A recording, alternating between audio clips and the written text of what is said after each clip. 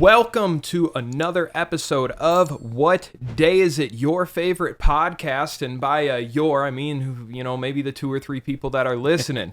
That's pretty much about it. I'm going to skip you guys because there's not a million people, and Fluffy's going to start his grunts early today so the people can hear it. This is going to be a fun episode, guys. Welcome to, I believe, episode 9. We got a couple of guests on here for the first time in What Day Is It history. We got 2 guests on the podcast. One of them is a new friend of mine, Flair. He hails from Missouri, and he is a big old camel head down there, breeds a whole bunch of these guys. He's got a bunch of shit to tell you guys. And then the other is Taylor Michel, coming out of Ohio. She is the daughter of a legend, and she's coming on us to air us out because apparently we said some false shit, I have been rumored. So hello, guys. How you guys doing today? I'm doing good. All right.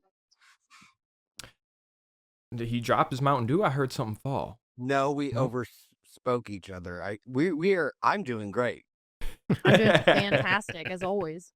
Well, I'm glad that you guys are doing great together at the same time, overstepping. That's okay. That's what happens. The more conversation, the better. And Fluffy's fucking phone's going off again. It's not. It's practical It's not. Fluffy already. So before we get into things here, I'm going to let you guys introduce yourselves. Tell us a little bit about what you're doing, where you are, where you come from a little bit. If you want to ramble over each other at the same time, go right ahead. The cue is on you guys. Go ahead, Flair. I was about to say that. Organization, I love it. So I'm Flair Farrell from Southeast Missouri. I raise free camels out here. I just love them so much. I met Taylor. She actually purchased a few, a year ago from me? Not quite a year ago. Oh, And we really connected. And yeah, I've been in camels for going on 11 years now, and they're my favorite species of animal. Like, I love them. Me too, man. Cosign. I think you got a lot of cosigns in here. And Taylor, what about you? Where are you coming from? What you up to? all right. So I'm from this small little town called New London, Ohio. It's about an hour south of Cleveland. I'm not far from Cedar Point. That gives you an idea. Sure. I bought my first camel in 2016, shortly after the passing of my dad. Better known to the camel community as Gumby Michael.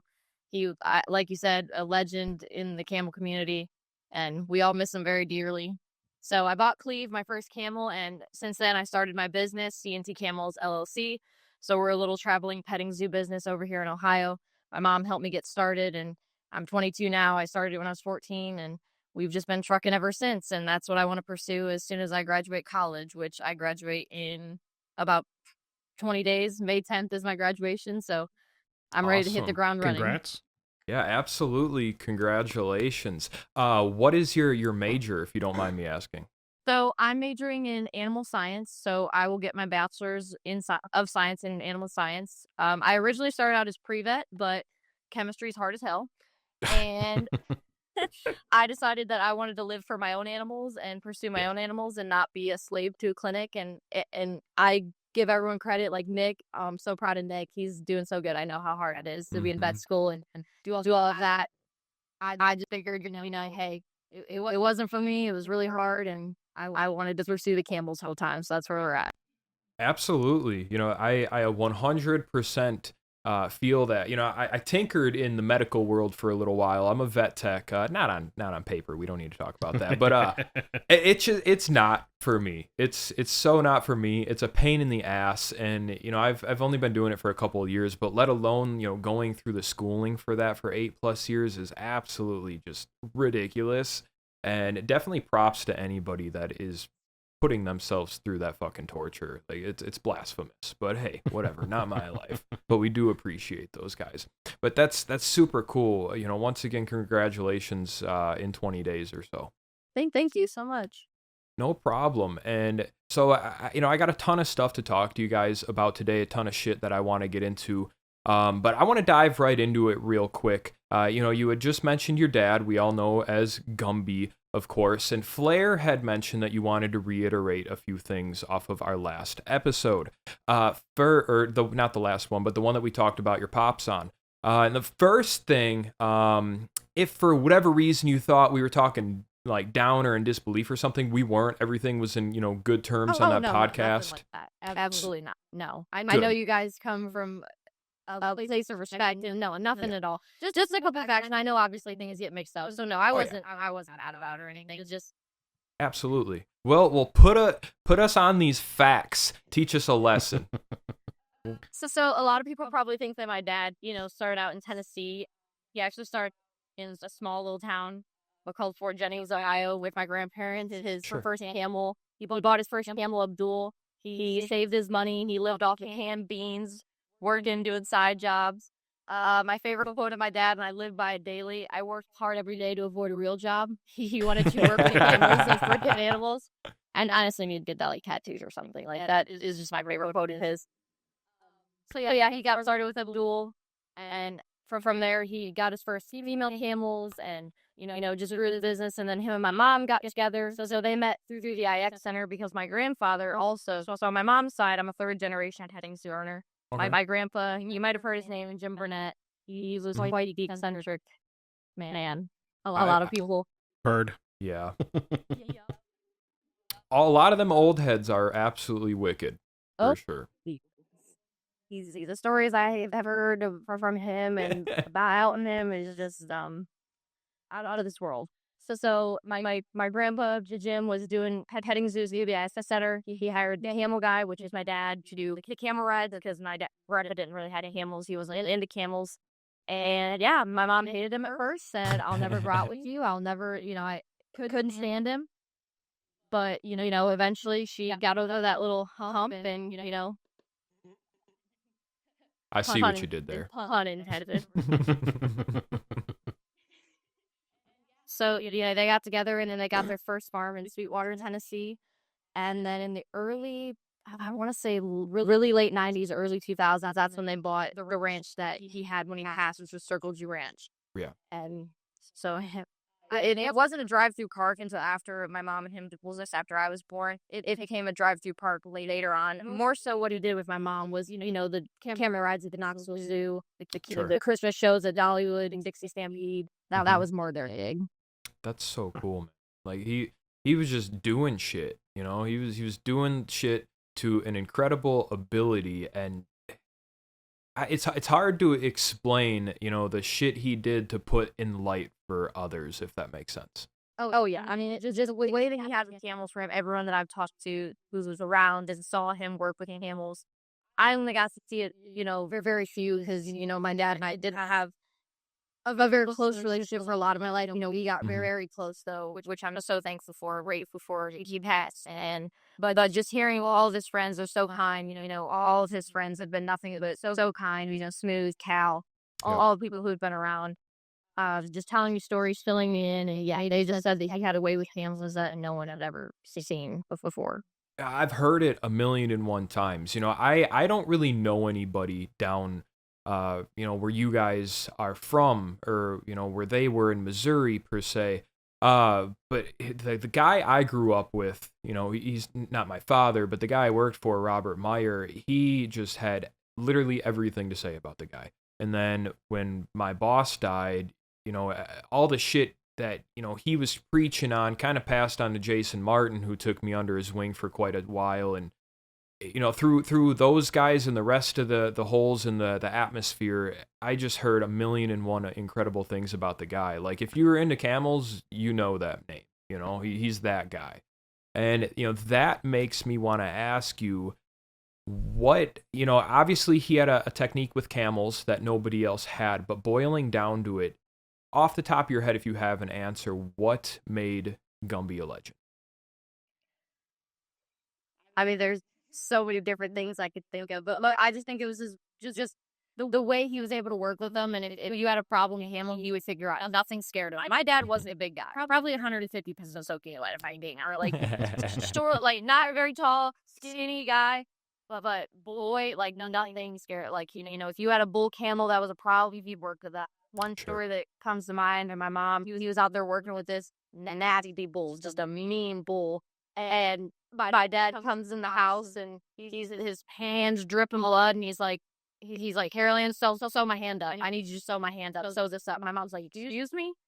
My mom is not. Human blood freaks her out, but that camel had latched onto his hand and pulled him up off the ground. And what he did is he took that camel, he grabbed it by the lip, and he chomped onto its lip. And that camel never hurt him again.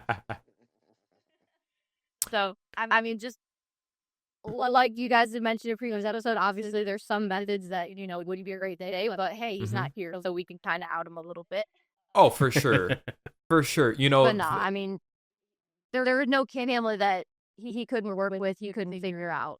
I mean, he just, it's hard to describe. He had a way with him. He was basically a camel. Yeah, basically. I mean, everyone I've talked to said, it was like he could talk to him. That's awesome. Now, do you know where Abdul came from? Abdul, I'm not sure. I know the camel that Billy was talking about, he came from Lolly Brothers sale.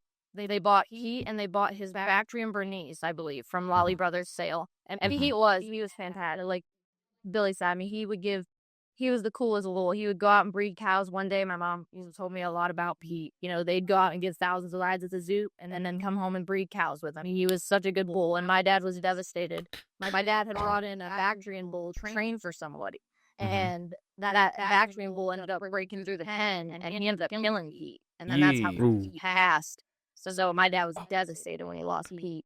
So he was doing camel rides with a bull in rut? Oh yeah. He'd work with him. Yeah, that camel, he was awesome. I mean, my mom said that was one of the best, other than Buckwheat, which was, a famous bull that my dad trained. That was one of his best bulls. And yeah, he would work. He didn't care if it was a bull or not. He would go, I mean, if the camel was on my dad's farm, it worked.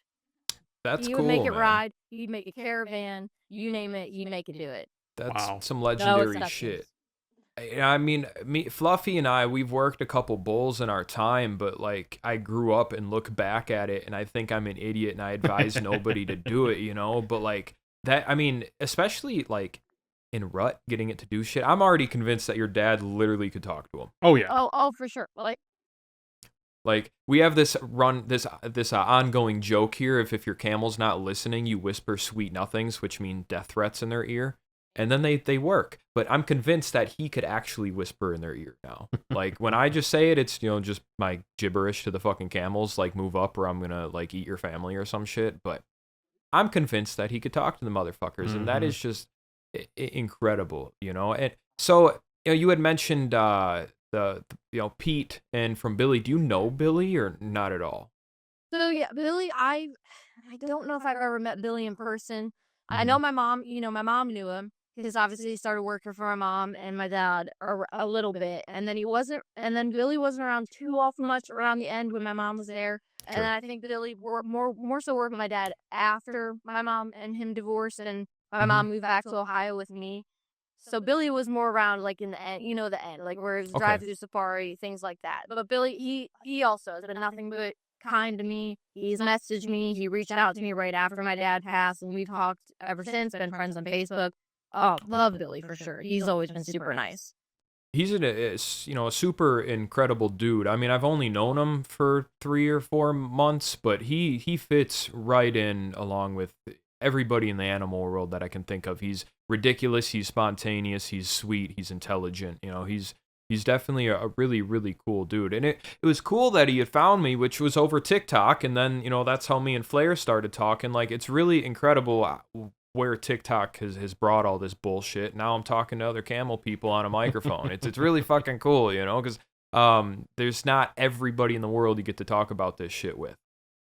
Oh, no, there's not. And it's great to connect with you guys as well. I mean, I love seeing people like you who are bringing a positive light about camels to social media because there's so many misconceptions about them. And that's why, it's scary working with the public, but that's definitely our missions with my traveling petting zoo business is just education, animal welfare versus animal rights, just teaching people that difference. And it's super important. And so many people are, oh, they're so mean. Oh, they're going to spit it on me. No, they're not. Like, get over here and pet on Cleve or pet on Ruby or pet, I'm telling you, they'll prove you wrong.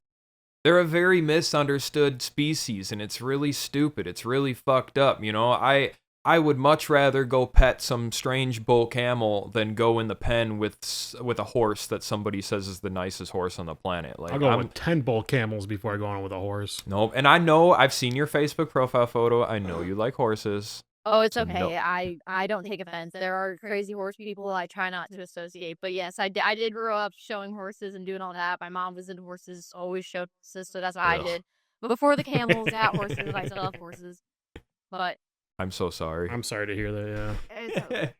Now, I had a crazy horse lady unfriend me on Facebook today. So I don't know if you guys had seen, I shared a post regarding that vet that kicked that horse in the face. Yes, And I did see that. I made a sly comment talking about, I'm not mad, it's just a horse. But I shouldn't have said that, but I talk shit about horses. And this woman commented on it, and she was like, it's still a fucking animal, blah, blah, blah, blah, blah, blah, blah. And I was like, relax, I didn't say it deserved to get kicked in the face. I was just talking shit about horses. But, I guess in the other light of things, as, a zoo owner with media, maybe I shouldn't be saying that shit. But, like, come on, It's man. still like, funny. I know. She kicked the horse in the face, or the horse kicked her in the face? The vet kicked a horse in the face. Oh, okay. And then, but everybody is like super compiled about this right now because like a week and a half later or whatever, he wound up dead. So people think that he basically got internet bullied to the point of suicide, which is fucked up. Let's be real. But he didn't need to kick the fucking horse in the face. In his defense was he was trying to change the position of the horse so he could begin sedation. And I'd seen the video, man, and he had a rope around its neck, kind of like he caught it with a lasso or some shit, and the horse, it looked like it might have fallen, and he just kicked the motherfucker in the face. And I had never had to do that to catch an animal, sedate an animal, don't do nothing like that. If anything, I'm going to, tie him up and restrain him in a safe manner. I think, to be honest with you, he was lying. I'm not talking down on the guy. He didn't deserve, a death penalty, whichever way it came, but he straight up kicked the fucking horse in the face. While it was on the ground. While it was on the ground. That was another thing. Like, in my head, in the video, I thought like he was going to hit it in the head with a stick or something while it was running around, pissed off or some shit. No, the horse was laying on the ground and he kicked in the fucking face. Like, yeah, kick me when I'm down, literally. Yeah. Like, that's not even fair. But, hey, what the fuck do I know? It was just a horse. And, fuck you, man. Now I'm going to get hate. It's going to be my first bad review at the zoo. Well, you don't like horses. It's true. We don't. I It'll know, be me. but No. That's fucked up, man. I bet it was PETA that killed him.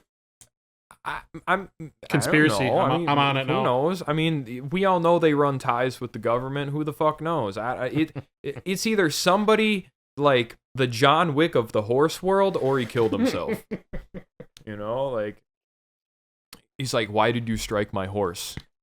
That fucking horse was John fucking Wick. Like you don't fuck with that. You don't fuck with that. But Taylor, I'm super happy that you bring up the difference of animal welfare and animal rights, because it's a huge thing that people don't understand the difference of, and what most people see are just the extremist. Yes. And that's exactly why I wanted to start this podcast. We talk more about other animals and USDA and shit outside of just camels, but all people see is the PETA dumb fucks, So I was like, I'm going to start something where we can talk about all the rules, laws, regulations, the good, the bad, the open, the honest, from, the view of people that actually work with fucking animals. Because you go ask somebody that supports PETA, they might got like a goldfish or a dog, or, they don't know how to fuck this shit works. So I was like, you know what?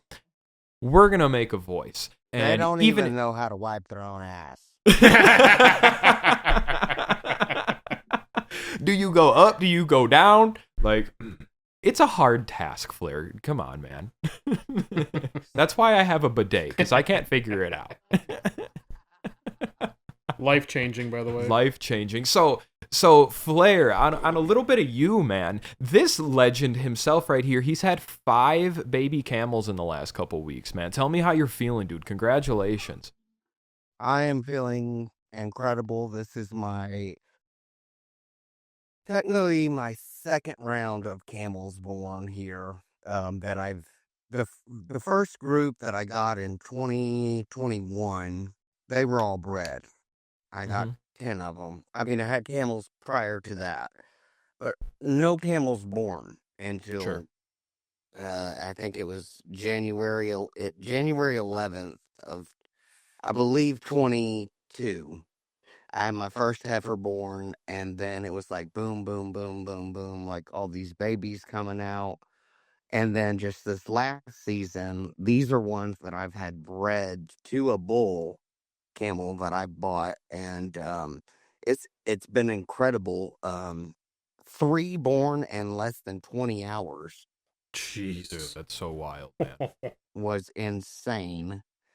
And the fact You that I probably have couldn't see all the straight. babies alive, nursing from the moms, everybody's doing good. Um, and I hear from a lot of other camel people that they really have troubles. And I think too many people get involved a little bit too much. Just let that baby sit there.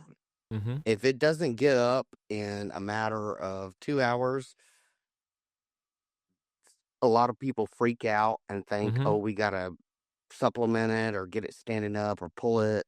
The mom's not going to take care. I've learned now, I mean, just let the baby get hungry and it'll get up and get Oh, yeah. on. So, You yourself, you're not a first-time mom anymore, and that really helps, I'm sure.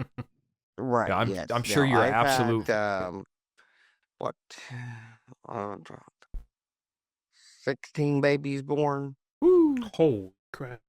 Moving on up, man. That's quite the number.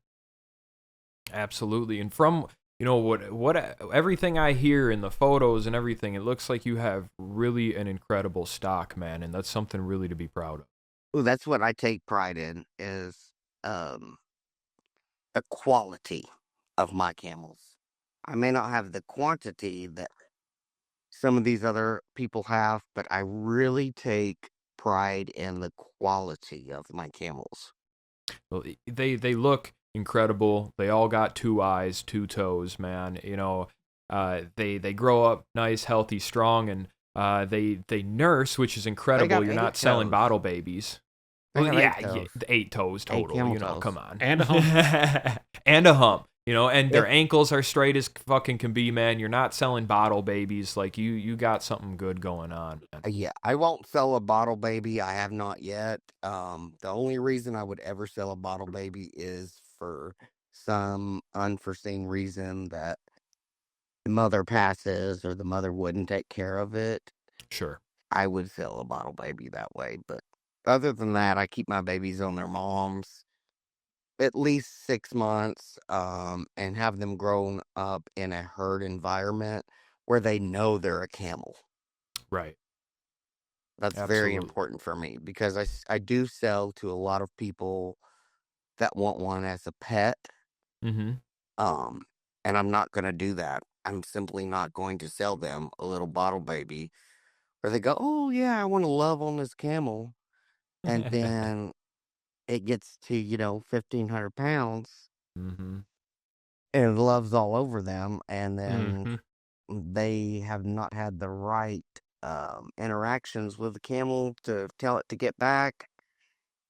I don't want anybody getting killed from that because that's what's Absolutely. going to get the stupid PETA people or whatever after they Yep. thrive on that kind of stuff. If somebody gets hurt by a camel, Oh, yeah. Yep, they thrive on it, and the problem normally roots from somebody that was a little ignorant to the situation, are very and it just makes us all look novice. bad. And I was novice at the beginning of owning Mm-hmm. my camels as well. I mean, Absolutely. You oh, know, you had mentioned that you want your camels to grow up knowing they're a camel, which I agree with. That's super important. And probably my biggest question that I get on TikTok is, do camels do well with other animals? And normally what I tell people is that the camels necessarily don't mind the other animals, but it's 1,500 plus pounds. If you get your alpaca kicked in the head and it dies, that's on you. What do you guys think of that situation or that question? Now, do you want me to go first, Flair, or do you want to go? Go ahead, go first. Rock, paper, scissors. Okay. So my camels, I have 4 of them now, and so at first I only had Cleve, and then I didn't get my second camel. Like I said, I got Cleve in 2016, and then I didn't get April, who I pregnant with Ruby at the time. That is Hill May of 2021, I believe. And so Cleve was by himself. Cleve was a bottle baby, and he's a sweetheart and he does love people. But if I was a beginner, and if my mom didn't have experience with camels to guide me, yeah, it probably could have been a bad situation. But I never tolerated that bottle baby bull crap from day one. I made sure he respected me, respected objects. Never gave a ball to learn how to lay down on things. Yeah, But so Cleve was on his own, and I kept him with horses and stuff. But you have to know your livestock. You have to know your horses. Now, obviously, I wouldn't, horses. Camels are way more expensive than most horses. So, it's all about you. It's your choice. Now, eventually, yeah, sometimes, yeah, I put my camels out, and they're sure they're with their, they're on kind now. They've got a herd dynamic. Other times that mix them with the horse. It just depends. Just know your livestock. Make smart choices. I understand that it's your risk. If like they said, if your livestock gets hurt because of a choice you made, that's on you. Absolutely. But ideally, yes, I love to see camels in herds of 2 or more. They need that. They need that stimulation, and then that's what I moving forward now is a little baby camel breeder compared to Flair. I've only had 1 camel baby, and I've got 1 cooking in the belly right now. But that's how I would love to, I want to follow Flair's footsteps. No bottle babies unless absolutely necessary. Keep them on the mom. Strive for amazing quality. I can attest to Flair's quality. He's got one of the most beautiful camel herds I've ever hit my eyes on, and that's why I wanted a piece, and I had to beg him to trust me. Yes. Don't sell. I do not sell my female camel. Taylor talked me into it. I couldn't say no. My favorite thing about you, Flair, so far is every time I talk to you is I can tell your unconditional love for these animals. You say the shit that I feel like my brain doesn't know how to express about my animals. And it's fucking cool. Yeah, absolutely. Funny enough, Taylor, I have a super small herd right now myself. I'm down to 3 right now. I have a hybrid, a Thule named Peanut, who came from Monticello, Indiana. And he is the first camel that I had ever met, owned, worked with, whatever, that was raised entirely with horses. The lady got Peanut when he was just a few months old, and she already had she had 10 horses and a Z-donk and some other shit. And he entirely thought he was a horse. And take this how you will, he is the dumbest camel I've ever met in my life. Hands down. He thinks he's a fucking horse. He's skittish. He jumps at shit. He kicks randomly. He does all of the horse mannerisms, and it makes me want to shave my eyebrows off. That's your karma for talking all this shit. No. Man, I know. And I paid top dollar for that camel at the time too, because I didn't have time to train one. I was just getting into busy season, and my company was rather new, and I was like, I need a camel that can go out tomorrow. And he came with a saddle, and I went and picked him up, and yada, yada, yada, and I paid top dollar for this motherfucker. And he's made, the money back tenfold. He's been incredible for my company. He's very friendly. The general public loves him. He's cute, looks like a dumb teddy bear, whatever. But he does these stupid little horse things. He's broken. He is broken. And no matter how many times we go back to camel school, at some point he's like, oh wait, I'm equine. Kicks wall. Mm-hmm. He's been one of the most troublesome camels I've ever met in my life. And I just wanted to throw that out there. And now I just in my head, I'm like, please keep your camels away from the horse. At least wait until they're mature enough to know that they're not a horse. Yeah, absolutely. I got Cleve as a 2-year-old, so I believe before that he was around other camels, and I 100% agree with you. They're babies. Keep them with camels for sure. If you're gonna have babies, invest in 2 or more. Absolutely. Keep them with camels. Let them learn how to be a camel, especially if you're gonna buy a body baby. Obviously for beginners, I highly recommend against it. I recommend other ways. I referred a girl to Flair the other day. I'm like, go with a mother raised baby, please. if you're a beginner or a novice, it's just such Mhm. a difference. And yeah, Cleve's kind of, I agree. I will say that, Cleve, he's not a fan of the other camels. He does his own thing. He goes off on his own. He's like, no, he'd rather be with us than other camels. And that's just how he is. Sure. Well, that's okay that he's personable, as But long he's as my it's best working camel. He loves the public, he poses for selfies on his own. You can't, I mean, he is just a ham. sure. Now, working camel, assuming Cleve does rides. I don't do any ride. I mean, he hates to be ridden, if I being Okay. honest. Sure. Broke him to ride. I made him do it. He Sure. hates it. He hates that I jump on him and ride him at home. God, he hates it. Hey, nothing wrong with that. Everybody's got a personality. Yes. So he's not the biggest fan of rides, but I made him do it. I taught him to do it. And then my heifer camel Ruby, she just turned 3, and I'm gonna start her with the saddles this summer. Sure. So hopefully I'll be able to do some rides or something with her. But yeah, Cleve hates it. He's just a pretty camel. He likes to take selfies. He likes to get ahead. He likes to cookies about the extent of Cleve's life. You got a prima donna with Cleve. I. So, do you have like a legendary saddle from your dad or something? So I have a cool story about that. So obviously, Cleve, I got right like a month after my dad passed in August. I went to the sale where they were selling a lot of my dad's stuff from this farm, signs, the safari trucks, animal, all kinds of stuff. And I went there with the thought in mind of buying like a camel from my dad's property, that was in his herd. But Cleve was there, and it was like a sign to my dad. Like he would put him there for me, like, hey, this is the camel for you. And he's been nothing short of amazing. Then, if I can do math right, yeah. Later, he got math. Yeah. I went to the first 5-H sale. They restarted the 5-H sale out in Missouri. And my mom, my grandma, we all hopped in the truck and we go. And we're walking around, my mom and I. My mom walks up to this camel saddle. And before, I could not find a saddle that would fit Cleve. Couldn't find one. They were either too small, too big. They just didn't fit right, whatever. When my mom walks up to the saddle and she's like, that's one of your dad's saddles. She's like, I've watched him weld and make enough of them that is one of your dad's saddle.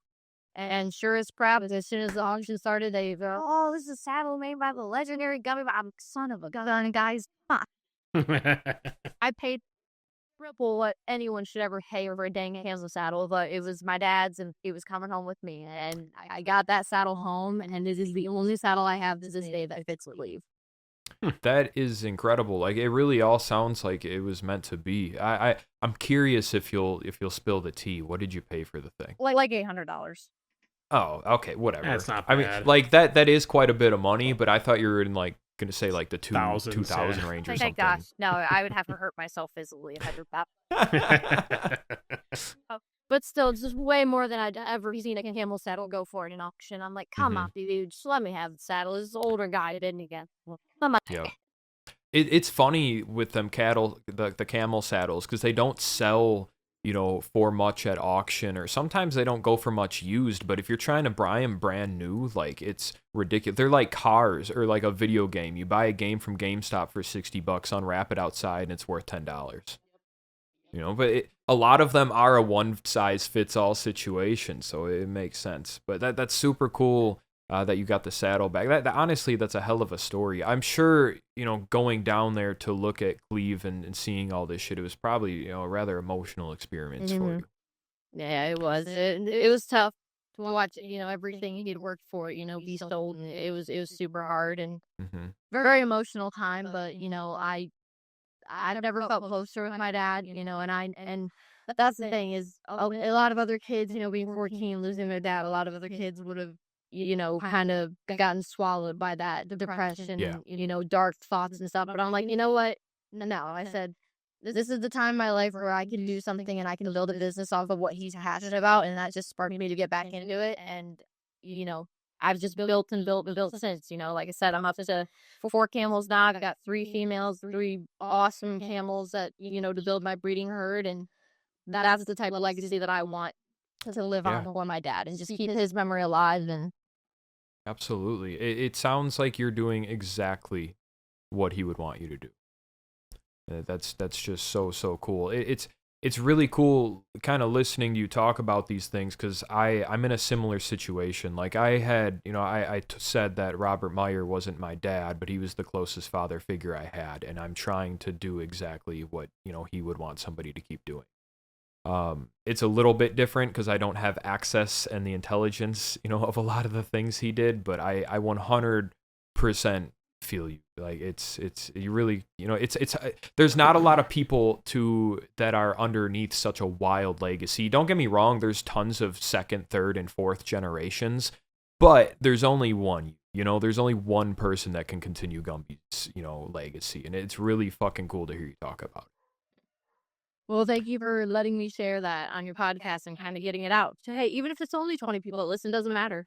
At least we're getting it out there. And I appreciate you giving me the platform to talk about it. It's awesome. Absolutely. I hope that the 20 people grows to 30 and grows to 40 and, we can get more people on here. I was talking to Flair about this yesterday. It's really a safe space as well for us to collect our thoughts that people can have for, not just now, but for later. And it's kind of like a database. These are the stories that aren't being told because the only thing the world knows is, again, PETA and then like Tiger King. And I want people to know who we really are. We're not just a bunch of fucking Joe Smo crackheads, Well, some of us. That's what, okay. When I did my interview with People magazine the other day. Incredible, by the way, may I add. Yeah, that's awesome. Just from my stupid little TikTok of talk about it. Let's hear about it, man. Come on, you're going viral. Don't act like you're nothing. Okay, well, it's gonna either be posted tomorrow or next Wednesday. I probably like to post it on a Wednesday. That's awesome. Can y'all still hear me? Yep. Okay. Oh my gosh. It is at 14.7 million views. Crazy. And it's so cute, too. 2.6 million likes. And it's just a simple short video of my camel saying hey. Yep. It's literally saying hey, though. And so when I did the interview with the girl from the People magazine, she was like, what do you want people to know? And I said, don't do what like the general public think. Like, camels are not mean. They're incredible animals. They have changed my life completely. Absolutely. Talking about them changing your life, Flair, we know you've had a bunch of babies. You got a nice herd now. You've had some camels before, but what was your kind of camel moment in your life? Like, what was the first camel you seen or met and you were like, this is what I want? I mean, I'm sure I rode a few probably that were Dave Hales at the Cape Girardeau County Fair when I was little. And I was little then. But getting into camels, like my dad used to always go to the gas station and get what they called trader paper. And in the newspaper, it had camel for sale. And I saw that, and I grew up having several animals. Like, I lived in town, but I had goats, sheep, pigs, buffalo, Watusi, this, that, the other, but I wanted to go further into the animal industry. And when I saw the camel, I saved my money up, and when I bought that camel, I was just in love with it. Absolutely. That's super funny that you found it in a paper.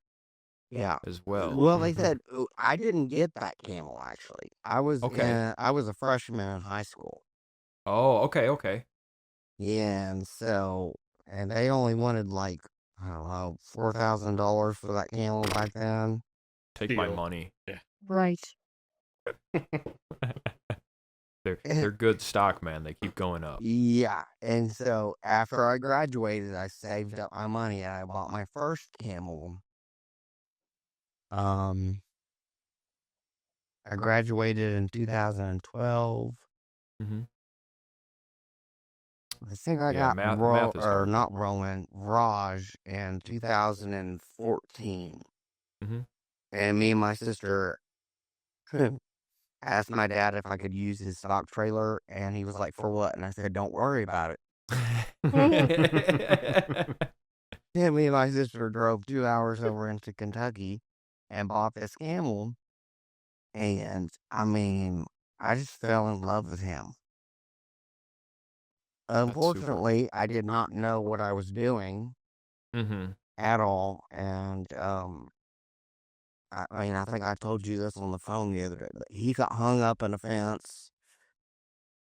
So he made Yeah, it from December to March. sure.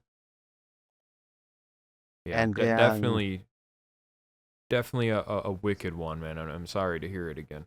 yeah, I know. I mean, I was landing. I had went to Illinois that day with my dad, and the landing pattern for our airport here in Sykeston is above where my old house was, where the camel was kept. And I looked Right. down and I saw that camel land there. I was like, that don't look good. So as soon as we land, I drive straight back to my house, and the camel was unfortunately no longer with us. So I very much stress on people, do not leave your halters on your camels. I stress that to everybody that I sell a camel to. Yep. Yep. No, you're preaching a very good message with that one as well. It leads to incidents left and right, and you've seen it firsthand. So it definitely helps you as somebody breeding and finding homes. Yeah, and I mean, I was young and dumb, didn't have a clue about camels, so Mm-hmm. I very much That's preach that to the choir over here. Like, don't leave the halters on the camels unintended. absolutely, absolutely. Yeah, that's something that I've kind of always been a little, strong on, and I see people all the time. They're like, "Well, it's not a halter; it's a rope halter." I'm like, even worse, man. You got to untie it or cut it to get it the fuck off if something happens. Like just take the damn halter off when he goes out. My boys get their halter every day. They know the rule: no halter, no grain. And then Well, they're like what you were finished saying eating on and they the other go. podcast too, them wanting you to bring the camels to the vet's office for their TB test or whatever. Mm-hmm. You have the facilities at your house. Mm-hmm. They're more comfortable there. Yep. Do it there. Correct, and that's ignorance on that vet offices. Just on them in general. It's liable to get the vet or their staff hurt by wanting to do it at their place. Here, if I'm doing a TB test, which camels they get tested in the armpit, I can put them in the chute. I can restrain them. I can tie their face. I can tie their feet if I really had to. Normally it doesn't go that far. We just give them a little poke real quick. But when I get to the vet's office with my 1,500-pound beast, what do you want me to do? Do you want me to tie him to the side of the trailer? Yeah. And just watch him run in half circles Yeah, while you yeah, try to flip stab him in half the moon armpit? over there. Like, yeah. Right. Well, yeah. And it's like, okay, I could have him cush, and then wrap his legs up so he can't get up, but then it really kind of makes it a pain in the ass to get into the armpit, It's probably a especially gravel parking lot and something else. probably I mean, yeah. it's a ballpark of shit that you just don't want to fuck with. That was negligent. I literally, I just told him on the phone, I was like, that's very unsafe and I'm not doing my tests with you, and I found someone else. So, not that they care. I'm sure they're making money hand over fist working on dogs and cats and cows. Exactly. For sure. But pain in the ass, man. We never get a whole lot of people. That's what me and Flair were talking about that yesterday as well. It's not hard to find a vet. It's hard to find a good one. It's hard to find a compassionate one. It's hard to find one that'll fucking listen to you too. They're like, oh, what paperwork do you have? You're just a guy with animals. All right, but I've been with these animals forever, specifically these ones as well. I know them very well. And that's why when I have problems with my animals, 9 times out of 10, I call a specialist or some old guy that raised 50 of them. It's like that old guy is going to be way more knowledgeable than the vet that's maybe seen 2 camels in his career.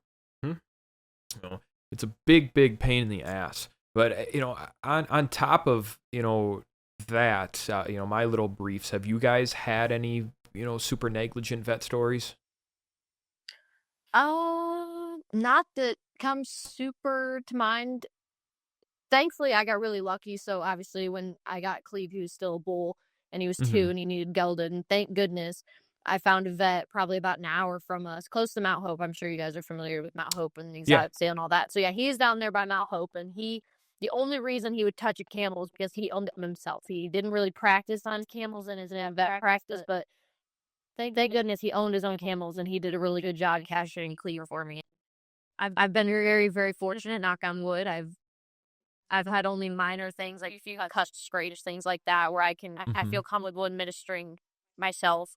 If they need blood drawn for a pregnancy test, I'm able to do that myself and just keep them calm and not, like I walked out to my girls and I just, brushed on them a little bit and kind of got them in a little trance and drew blood real quick, and that was the end of it. I didn't have to get in a big fuss with them, get in a fight. That's how I like to do things. So Easy peasy, keep everything calm and get her done.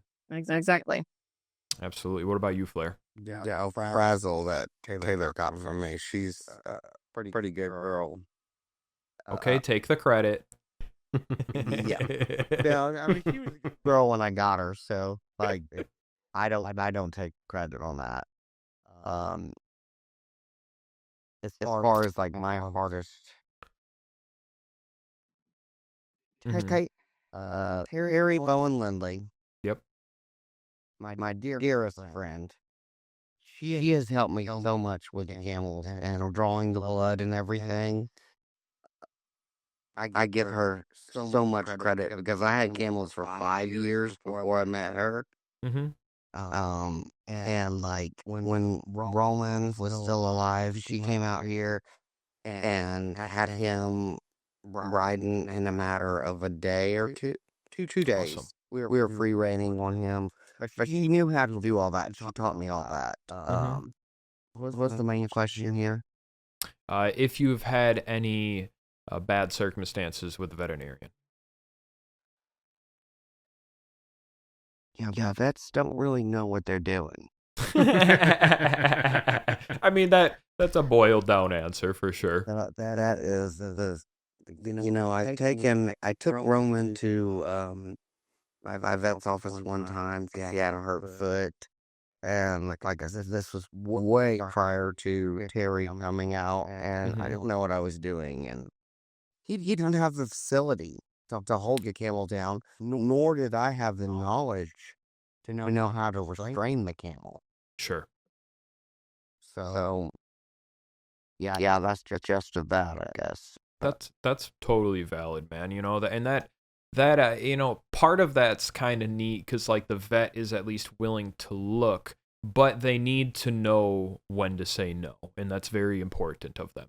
And then they don't really want to work with them anymore. Like if I do, if I need blood work done or anything now, I take blood myself Sure. because I've learned from Terry. Mhm.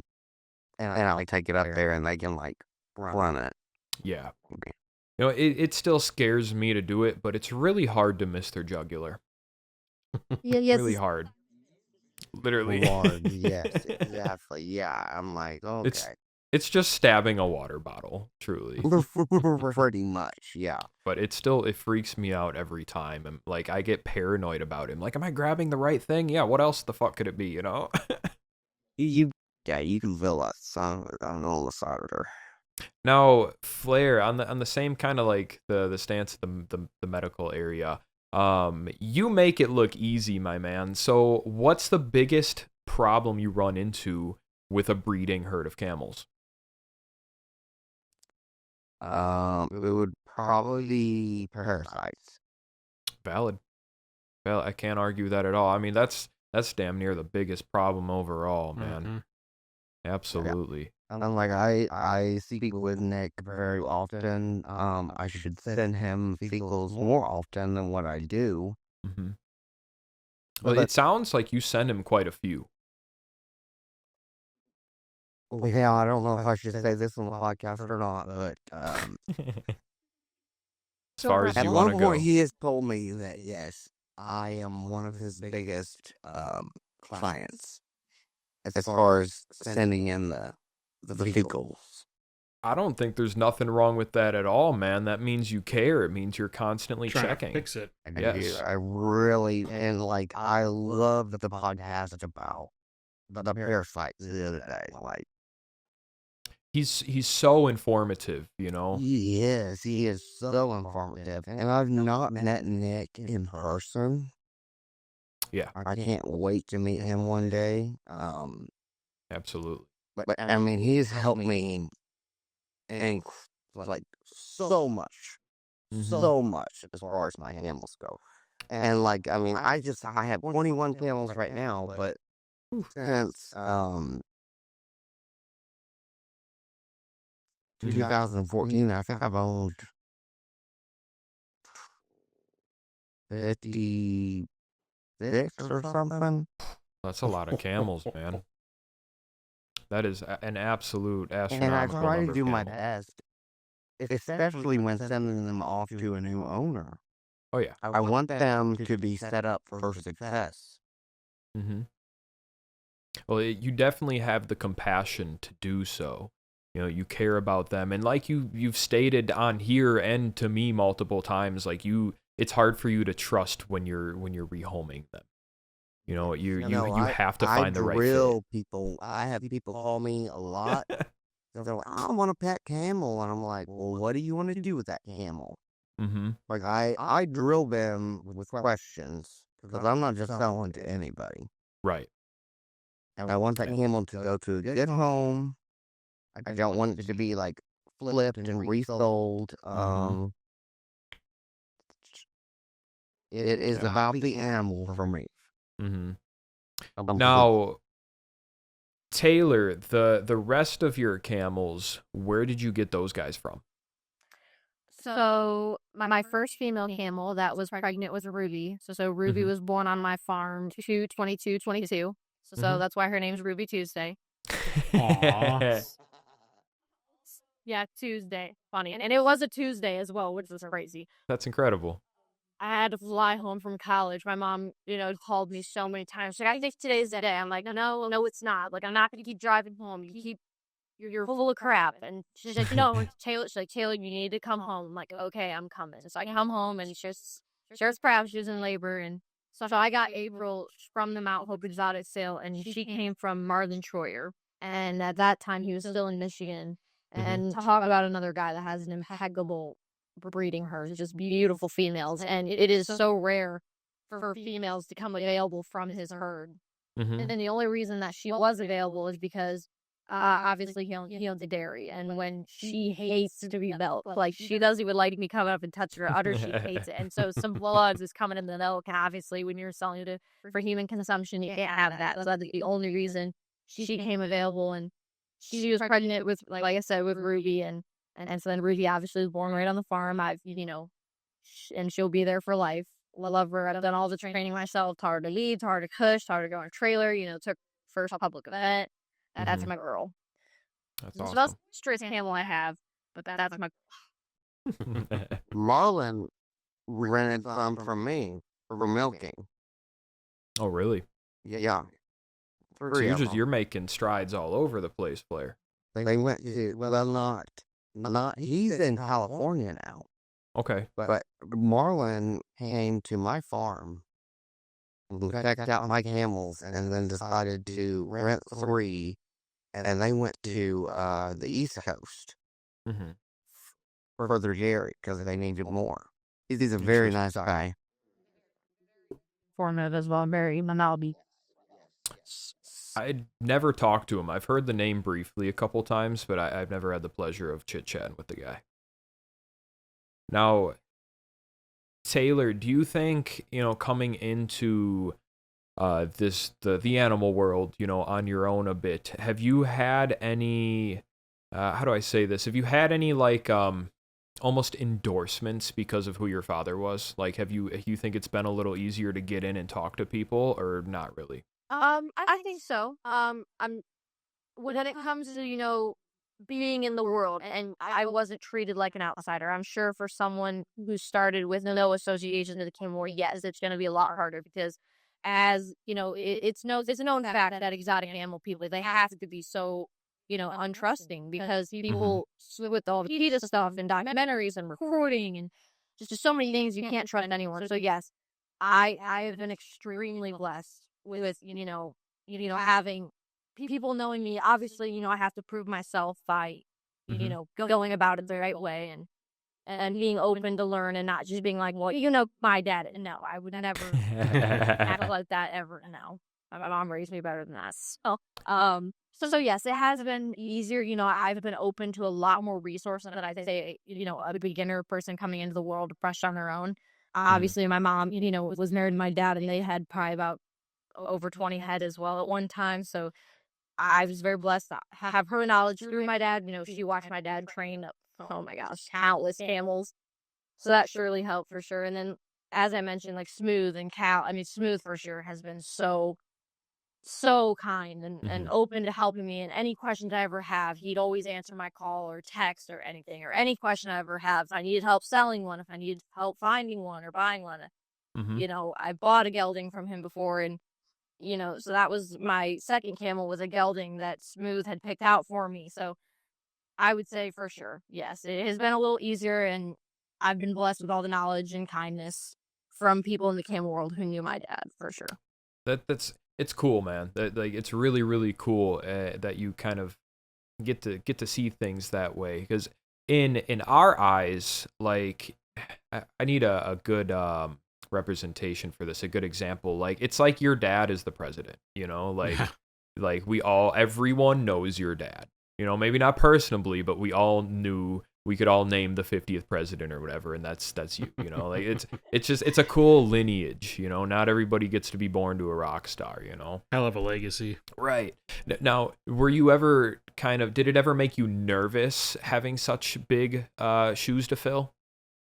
For sure. Obviously I wasn't around my dad growing up as much as I wanted to, so I don't have as much firsthand experience learning from him. But thankfully there's videos out there of him doing camel clinics and things like that, and just hearing from other people. But yeah, it is intimidating for sure, because I want to do it the right way. I don't want to come off cocky oh well, I'm entitled to this skill or what. No, I want to work with camels. I want to prove myself as my own camel handler and owner, and Sure. I enjoy training my own stock, and I try to do the best I can. But yeah, it is very intimidating for sure. I don't want to just come out like I said, oh, this was my dad and I know more than you. No.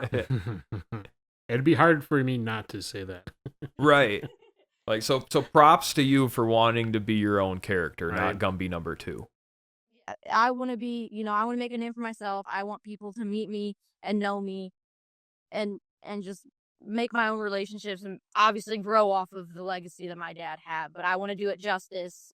I don't want to take advantage of it. I don't want to, do it an injustice to it. I want to be humble and go about it the right way. And that's the goal and mission that I'm on. We're on the right track with at your age right now. So How old are you, Taylor? 22. 22. Oh, Jesus. She said that in the beginning if you were listening. Motherfucker. There's so much going on here in the last hour, I can't just keep everything in the head. Yeah, my bad. And Flair, you're 31, correct? Well, I'd like to say 21, but yes, I am shut the fuck 31. up. I'm the oldest one on the podcast right now. Hey, you old bitch. This is bullshit. Old fuck. But 22, that for real. Go get your walker on your way to the bathroom, dude. That's why he pees so much. He's fucking old. It's the pills. It's my medication. Damn it. That's what they. Yeah, you're old. You're on medication.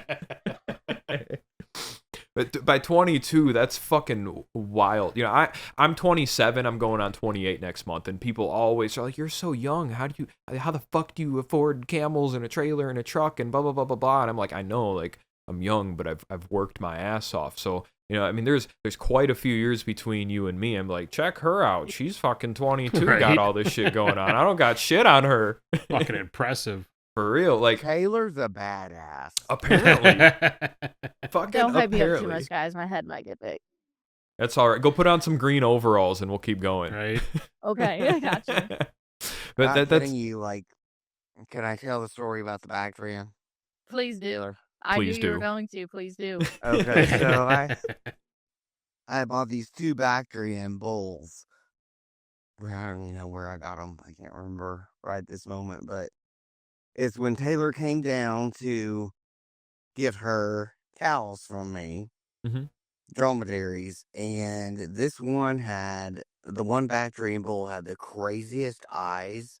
Like I would throw him a flake of hay in there, and like I was not even gonna get in the pen with him. He had that. He'd slap Wanted, you. I wanted to screw you up look in his face. And we had a halter on him, didn't we? Yes. Yep, you had Hulk. Grabs that son of a gun by the gate. She's 5 foot tall, and she grabs him and says, "Look here, sucker! Like, you ain't gonna mess with me." And I was like, "Oh, okay." This little girl, she knows what she doing. Like, well, that bull just had such an attitude about him, and like he wanted to charge the gate, and like he wanted people to be afraid of him. And I climbed the gate because obviously, yeah, I'm 5'2", I'm small. As I climbed the gate, and he came up right there, and he wanted to come puffed up right to my face, and I grabbed him by the halter, and I'm like, "I'll pull you closer." And he only brought up to her phone. Oh yeah, and he didn't come to the gate again when I was there. And obviously, I have tremendous respect for bulls. I'm not going to sit here and be like, "Oh, I can handle any bull." No. Right. I mean, you have to have tremendous respect when you're working with bulls. But that bull, I had to knock down a couple pegs because I'm not scared of them. I respect them, but I'm not, I'm not. Well, some. I'm not going to sit here and say they scare me a bit. Obviously, you have to be a little scared when you're working with bulls that have fangs and can throw you around like a rag doll. But man, that bull, he tucked his tail and stuck his dick back in his sheath and just left you guys alone. The other one was such a sweetheart, though. I loved the other bull, but that bull, God, he was a son of a bitch. Of course it was a Bactrian, too. I'm just saying. I love them. They're my favorite, but they're mischievous bastards. Oh, yeah, they're smart. Yeah, I'm bad trans. They're the prettiest. I hope that someday soon here I can get one here. I got the 2 hybrids and a dromedary. I'm one of very few people you could coax to buy 2 hybrids. I love them. They're the best of both worlds, but they're built like bricks. Oh, they are, yeah. My boy Doofus out here, he's got the biggest fucking Lego head you've ever seen. It's ridiculous. And the biggest fangs. He's got some nasty-ass fangs on him, too. He wasn't castrated till he was about 15. Fun fact, if you look him up, camel fangs on Google, he's like the #1 picture.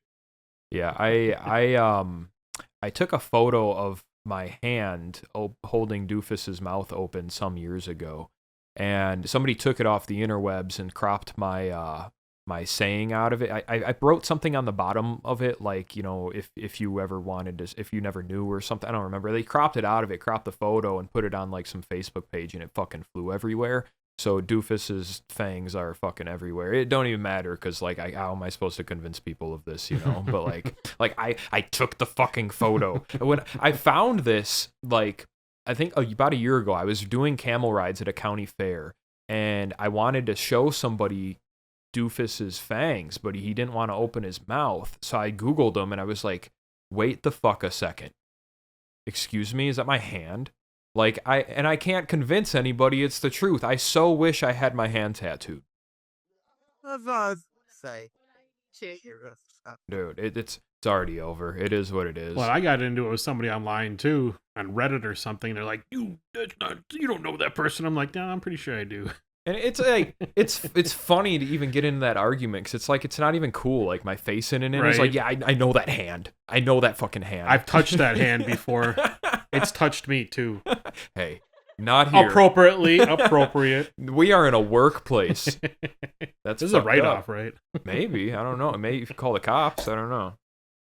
That's fucked up, man. But yeah, Doofus, he's got some pretty gnarly fangs. Well, he's got one that's still awesome, but he's got one that's chipped now. I'm like, son of a bitch. But he's got to be like 26, 27 by now. Yeah. He's up there. He's not retired. He's semi-retired, but he's still like my brick shit house. He'll do anything I want, But he's slowing down a little, mostly because I'm making him a little bit. But that's the way it goes. Pain in the ass.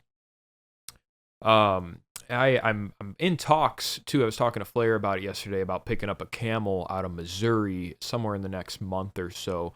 I'm super excited if I make the trip down there to go down and say hi to you, man. It'd be really cool to come by and see all your critters. Absolutely, yeah.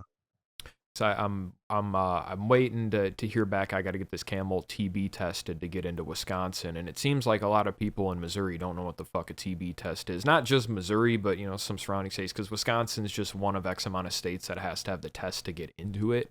Because we're a fucking pain in the ass. But I don't write the fucking rules. We've been TB certified or certified TB free since 1860, I think. And we're still fucking around. So whatever, I guess that's how we stay TB free. But this lady's got a bottle baby dromedary that's a lawn ornament being a fucking problem down south. So that's where we're at with it. Bottle baby, need I see more? And I've heard about the camel. So if you want to go get the camel on the other side of Missouri, like I said, bring it here. You can put it here and we'll do the TB test. It's a 3-day ordeal, but that's not a bad fucking idea. This motherfucker's he's on to some shit right now. Do you know if your vet's TB certified, Flair? Yes. You're on to some shit. You're on. Boy.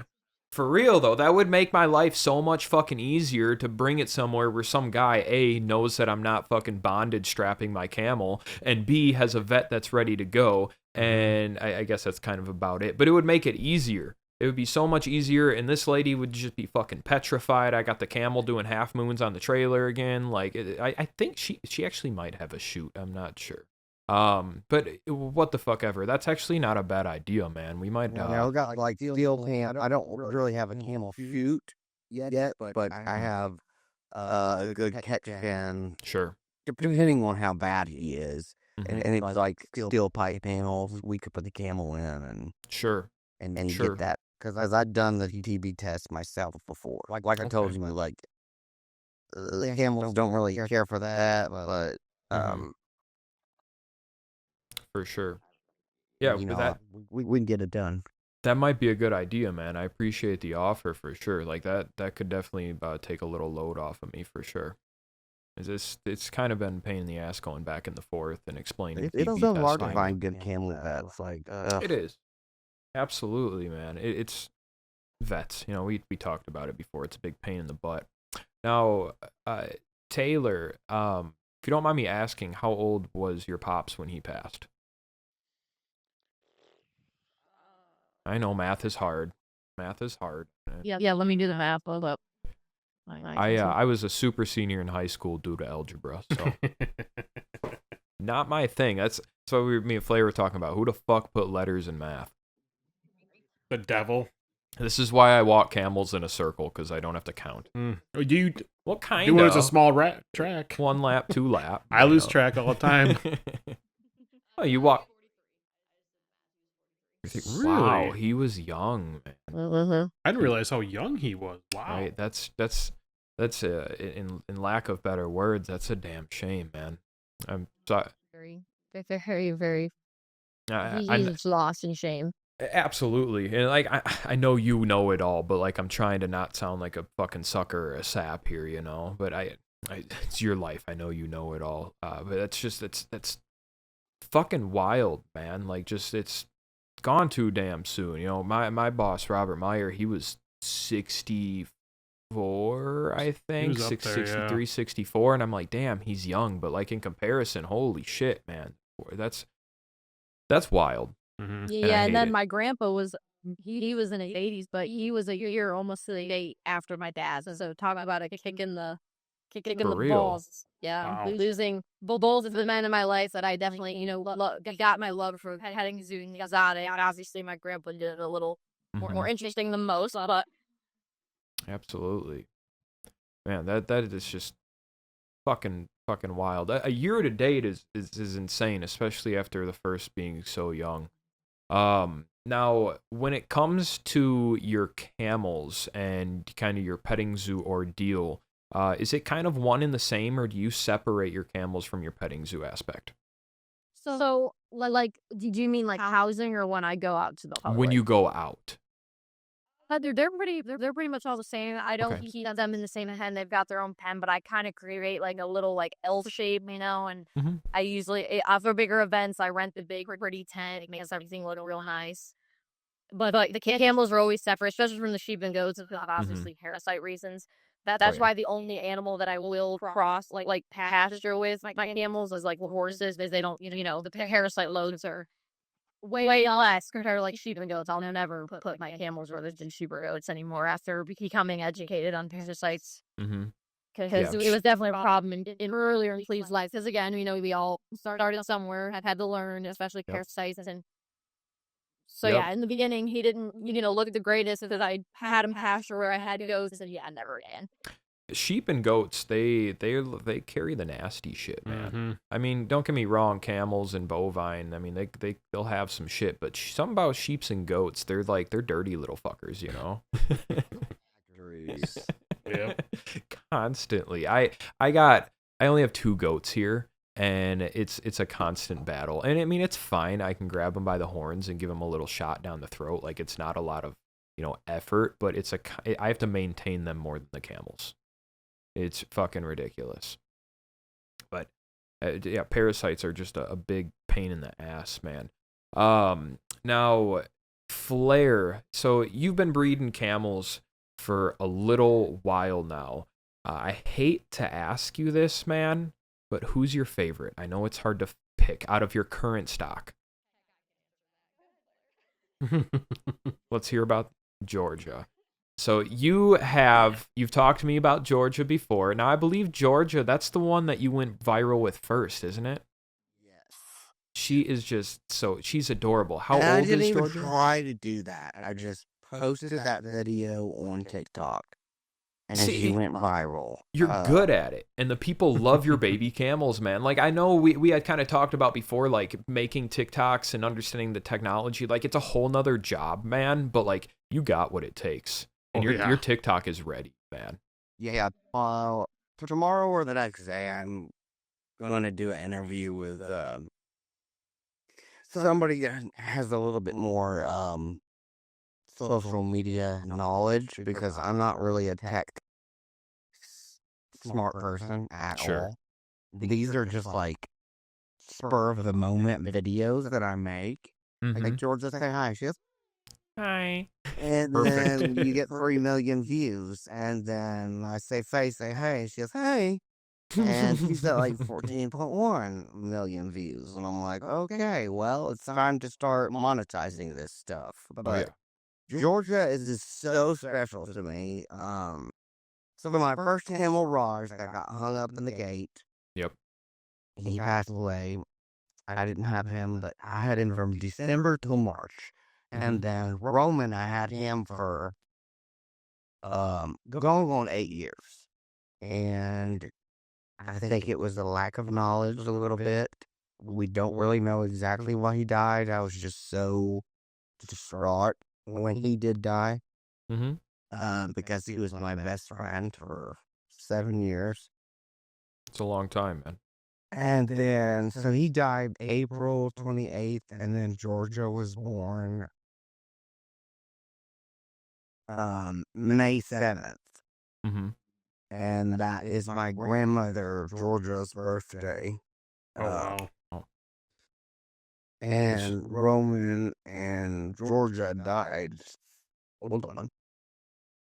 They died the same year, so I named Georgia Georgia because she was born on my grandma's birthday, and she's been the best little camel ever. That's incredible. Alright. That's incredible. She is a spitfire, just like my grandma was. I mean, but she's the first one that comes up to me. I mean, she is incredible. Yeah, so she's absolutely my favorite. That's awesome, man. And it's super cool that Georgia, she, it sounds like she really put some light on some bad situations as well. Absolutely. There's something about, yeah. When Roland passed away, I had already had Terry scheduled to come out here and work for 5 days with all my camels, and I thought about canceling her because I was in such distress after Roman had passed. And she was like, no, I think I should still come out, and I'm so glad I did. Her, and then Valerie Crenshaw, like the head of the North American Camel Ranch Owners Association, she came Yep. out along with my friend Wendy and Debbie Sue came out, Mm-hmm. and we had like a very good time training all the babies and the mom. And that's the best thing that I ever did. And then the last day that Harry was here is when Georgia was born. Really awesome. That was just good timing. It was perfect. Like, and I'm not a morning person like we talked about. So Harry was already over at the camel farm, and I see her car parked on like the right side of the road when I went through the gate, and I'm like, "Where is Terry at?" And then I had to walk probably, I don't know, 800 feet through the field, and I saw Terry back there already in that little camel head just like mobbing back and forth. I was like, "Oh my gosh, there's a new baby! She had the baby!" Like, I was so excited. And then I named all my camels with F names. I said, well, let's name her Fairy. And Terry looked at me and she said, how? Well, hell, So this ain't my camel, Fairy. but fuck no. And then I realized it was my grandma's birthday that I just passed. So I was like, Georgia. Perfect. And yeah, so she's my absolute favorite. That's precious, Wow. man. It's just heartwarming too, man. And it's again hearing you speak with the love you have for these animals. Like you don't even have to say too much to understand the love for these animals you have. Like you speak with nothing but compassion, and I fucking love it. Yeah.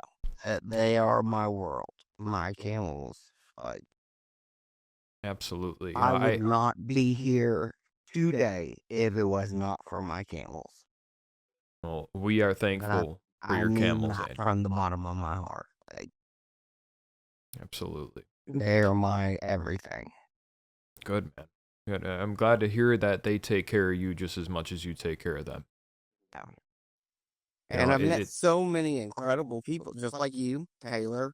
You know, I mean, I've met so many people through my camels. Mm-hmm.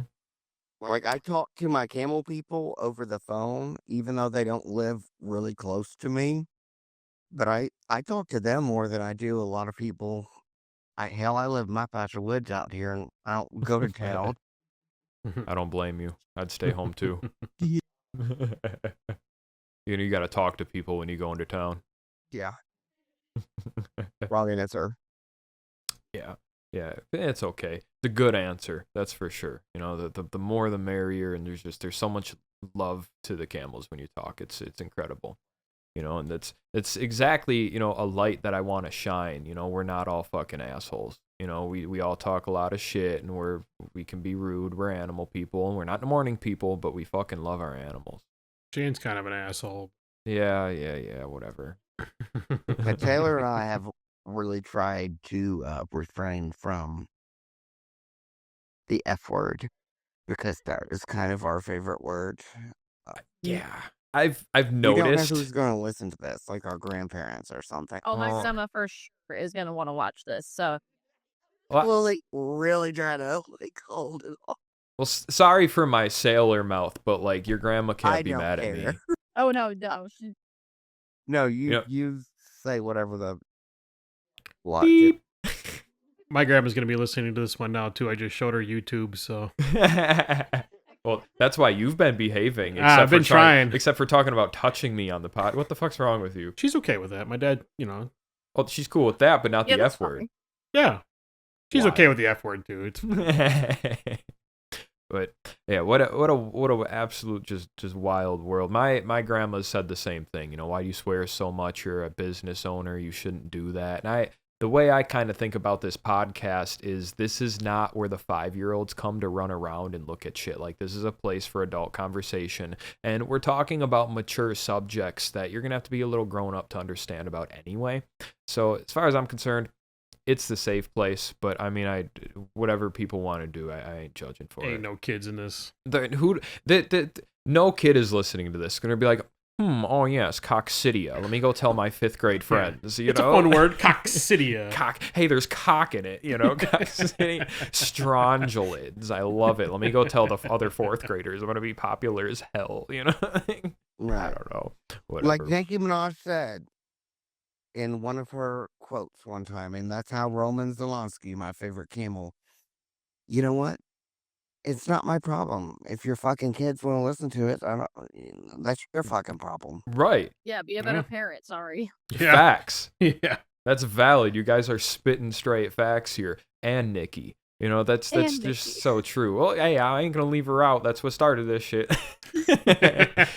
And this is all, you know, the same people that take their kid to the movies and pay for a rated R ticket or a rated M game, you know? Who's Nicki Minaj? I'm a little old for that one, I think. Come Oh on. my God, my Are you dad fucking used with to me? take Blue's What? You're going to give Flair a fucking heart attack. Nicki Minaj. I just don't know who she is. I just, I'm playing. You better be playing. Thank goodness. That's WAP, right? Bitch. No, that's oh god. I think he's fucking around. Come on, you grew up in the time of Young Money, Cash Money, like being popular. Young millionaires, like, yeah. Come on, man. WAP's 3-6 my Mafia. song. WAP's your song? Oh, James man. Yeah. booty like Nicki. Yeah. That probably makes it easier when you fall off a Okay. horse. I love it. I'm gonna try to keep it PG. Sorry, Grandma. Well, Grandma's like, yeah, I know where she got it. Grandma gave it.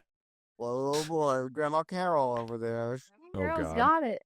Sorry, Grandma Carol. Oh, who? No, shout out to Grandma Carol. That and her and my mom, legends. Yeah, shout out both of you guys for sure. The mom and the grandma. That's. It's probably like your mom probably is for sure a legend. You know, seeing the shit she did with your pops, and then your grandma's probably got some legend in her too. You know, seeing the shit your grandpa did. You know, you're probably just a whole fucking lineage, man. We're talking about your dad here, but fuck, you come from a whole family of it. Oh yeah, no, I will say my mom is the biggest badass I've ever met in my life, and She Flair sounds can attest to that too. She's Yes. When Taylor came and got the camels from me, she brought her mother and her grandma. we're like the Mhm. Three Musketeers. I don't go anywhere. Like Yeah. we And I was like, okay, all right. Yeah. And we had the best time, all of us together. Yeah. That's awesome. Now, Taylor or Flair, 'cause we're running just under about an hour and a half here. Before we kind of bring this podcast episode to an endito, is there anything that you guys wanted to stress, talk about, tell us, like, or is there any more, shit we got to clear up from the last episode? Just anything on your guys' brains? there's one story that's hilarious, and this will kind of give you an idea of the type of person my dad was. This is probably my favorite story my mom has ever told of my dad. Sure. I'm not sure where they were going. They could have been going down to the state fair down in North or South Carolina, is one of the others. And they were going somewhere, whether it's home from Dixie or going to a state fair or whatever. Well, they stopped at a gas station. My dad or my mom was driving the camels, and then one of the other had the camper, I believe. And they stopped at the gas station, and sure as shit, this woman comes up and she's climbing all over the trailer, looking in at the camels, like trying to pet them, climbing all over the trailer, like rude as can be. Didn't ask, just comes climbing right up on it like a jungle gym. Ugh. Well, my dad, instead of saying something or anything, he saw what car she got out of, so he waltzes himself right on over. He gets in her car, Shut the starts fuck going up. Oh my through her God. glove box. And she starts screaming, running over, "What are you doing? What are you doing?" And he's like, "Well, you're climbing and going through all my shit. I figured I'd do the same to you." That's epic. That is Oh my my God, man. Wow. one of the top tier stories of my dad that I've ever been told. That's fucking incredible. And Yeah. that is some old head shit to Right. do. I fucking love it. Like, they did not fuck around. No, that is awesome. Not at all. Oh, that's so Wow. funny, man. I love that story so much. That is fucking hilarious. He's got so many more cool points on my board now. Seriously, like, I hate to be a copycat, but I'm gonna throw that one in the backpack. Yes. Oh, Please it's yes. That I story's might- amazing. And These- I was telling Flair another story about my mom. Oh, Flair, it was at the IX. Gotta correct myself. I was telling Flair this story the other day. So Obviously, my grandpa, he did the stuff at the IX Center, and then my dad would do the camel rides and stuff. Well, there was an elephant guy who had brought the elephants to be like part of the whole deal there at the IX Center. And my mom, mom prides herself on their setup. Everything had to look cool. She had the wagon wheels, the like tie rail fence, like wooden fence, and they had these real live pine trees in these pots. Just kind of make the aesthetic, make it pretty. Well, this elephant reaches its trunk over and it wanted and it grabs the hind. So my mom runs over and tries to rip the elephant's trunk, and that elephant flares its ears and brings out. She's like, nope, you can have it. Here you go. Sorry if I'm bothering you. She put the fear of God into that elephant. Yeah. My mom was like, actually, nope, you can have it. And I think that elephant is still alive, and it's at the Cleveland Zoo now, I believe. I'm like, Mom, we need to go and see if it remembers you. I'm sure the elephant does. Oh, man. That's funny. Yeah, it might. They got them memories for sure. Shit, They never man, forget. take a trip over. Take a trip over there one of these days and see. You bring a pine tree with you, though, and see if it wants it. Oh, yeah, my mom would probably die. That elephant was pissed. But hey, man, just take the same approach, and maybe it'll back off again. Or not again. Your mom backed, or whatever. You know what I'm trying to say. Try. Well, I don't know. I'm stumbling on my fucking words. You know what I'm trying to say. But that's funny as shit, man. That's funny. But she was ballsy for running up on the elephant, saying, "Hey, that's not your tree." Right. Yeah. Wrong choice. You have to meet Taylor one day. He is a badass. Like, well, it's every blue moon I go to Ohio. I get some critters from Bill Coburn. I don't know if you're familiar with that guy or not. Yeah, we know. But my dad used to train camels for him for the Clinton Safari. Really? Yep. My dad used to train all of his ride camels. So yep. That's fucking cool. All right, small ass world going on. I'll have to ask Bill for some stories next time I talk to him. I should give Bill a call. I got a kookaburra from him with a vitamin deficiency. not that he knew, but that's been on my mind lately. He's a cool dude. I've got a lot of critters from him. Funny with Bill, when my boss passed away and I started my kind of my journey on my own, Bob Meyer was a great animal guy, but he was a terrible businessman.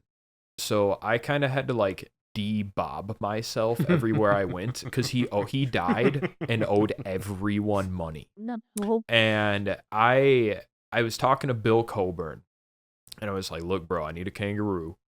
Blah blah blah blah blah blah. And he was like, "You better fucking pay me." Blah blah blah. He wasn't rude about it, but he was stern. If you know Bill, he's very to the point. Yeah, he's a businessman. Very. And I was like, not literally, but hands and knees. I'm like, dude, I will pay you. I swear to God, I'm not Bob Meyer. We will take care of this. Because when Bob died, the last debt he had for him was a kangaroo that he never paid for. No. And I was like, dude, I got you. Don't even worry about it. Let's do this. And our relationship is fine now. I've got my cappies and all types of stuff from him. But that's funny, and that's kind of like a middle ground for everybody. Where the fuck was I going with that? Coming to Ohio. Coming to Ohio. Yeah. So I go over there from time to time. I never go to Missouri. I might be going now for that camel, but you need to come out for the 5/8 sale. We don't. I've never been. Never been. It's an amazing sale. I will say they put on a phenomenal sale. They hails also another family of people who knew my dad, who have been nothing but amazing. They're another family that I haven't met, and through the years I've just heard nothing but greatness about them. All from the same people. It's another family of just fucking great animal people. I'm hoping that I can get and talk to some of those guys as well. Everybody has just such insane history and stories, and the way they do things. It's different everywhere you go. So we're going then? Shit, let's go. Every year I'm like, I'm gonna make it to a sale. And then guess what I don't do? Really need to, because I am 25 minutes from the 5/8 sale. That's it. And then also the legendary Terry Lindley has moved to my area as well. And Shout out. yeah, I want to meet her so bad, so I need to go to Missouri now too. and like she is a mentor to me. Like, I had Rowan for 5 years. When I had her come out the first day, and within 3 days, and we had him free rein riding, I was just like my jaw dropped. Well, she's And been me and her have became such good friends. Over the last, I don't know, 5 years or whatever. But she's been in the business a while, man. And she lives right here.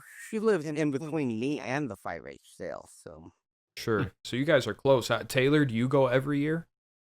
I try to make it at least once a year. Yeah.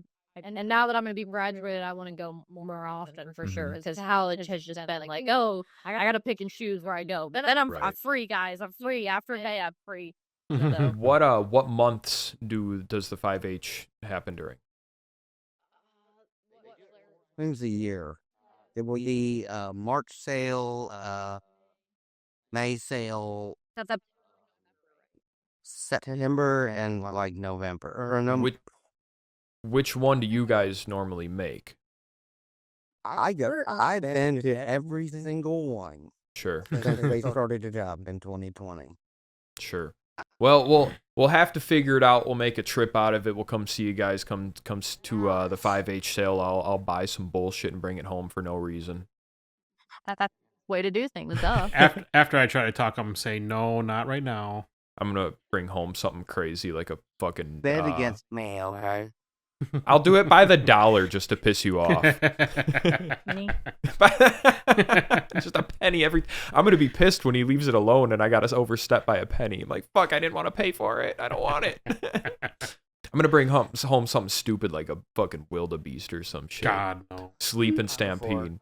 You had one. I forgot about that. Yes. Oh, William the wildebeest. That's so fucking cool, dude. Just get a cassowary. The dog he's gonna start healing line. Oh, he's talking. He's part of the podcast. Damn it, Donnie. Yeah. Oh yeah, girl. That's our send off for the day. It is. That's perfect. Fluffy said just bring home a cassowary, but I'd rather like live. That's totally fine. Absolutely not. It's just a bird, guys. I don't know if you saw on Facebook, I shared a thing. It's like for World Earth Day or whatever. There was a circle with a bunch of animals in it, and they put a cassowary in the picture. I was like, you can exclude that one. Let's start the fuck over. Put something else there. Like, we don't need the murder chicken in here. But, Australia didn't even lose to them. They lost to emus. They had them up there at the 5H, and I saw the claws on them, and I was like, okay. I have a nice scar on the back of my arm from an emu. And these claws on those cassowaries were like 4 inches long. And I was like, no. I got a buddy in Florida, Lex, who has a few cassowary, and it's funny because they're in the middle of his safari tour.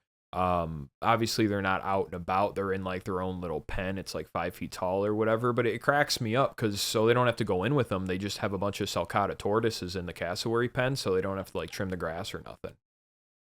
So like, I mean, good luck to the tortoises, but you got hard shells though. Yeah, they're fine. But everyone always cracks me up. But anyway, guys, this has been absolutely incredible. We've got a lot of shit out of you guys. There's a lot of nice knowledge. We've heard a lot about your pops, and we got a little bit of what's going on in Flair's crazy life right now. This famous man. Don't act like you're not. We really appreciate you guys coming on, and honestly, right now. Good, keep fanning. There's so much, going on in your guys' lives, and the legacy as well. That it would be a pleasure to have you guys back, at some point too. This has been absolutely awesome. Absolutely. Well, thank you for having us on, Shayne. I really appreciate it. Of course, man. Thank you so much. Of course, I really appreciate it, guys. And as always, happy hump day, everybody. Happy hump day. Taylor, you're not going to say it? Come on, happy hump day. Happy hump day. Yeah. You got to do hump day. Come on, I'll leave that to you. All right, y'all.